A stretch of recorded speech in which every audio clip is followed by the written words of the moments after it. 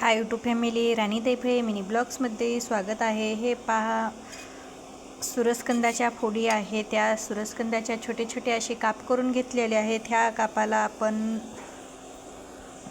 मस्तपैकी उकळून घेतलेला आहे। मीठ टाकून पाहू शकता अशा पद्धतीमध्ये। तर हे उकळून घेतल्यानंतर हे पहा, इकडं असं खरपूस तळून पण घेणं चालू आहे। तळून घ्यायचं मस्तपैकी, अशी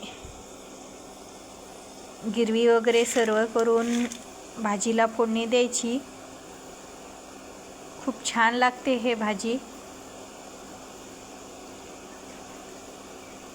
कुणाकुणाला जे हे भाजी सूरजकंदाची आवडते, कोणाला नाही, नक्की सांगा।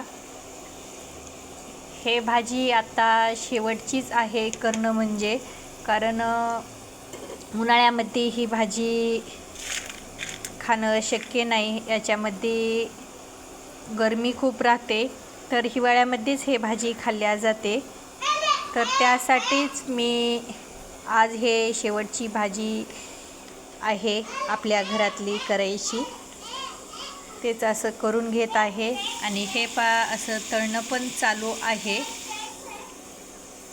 आणि तळलेल्या ह्या पुडी काढलेल्या आहेत।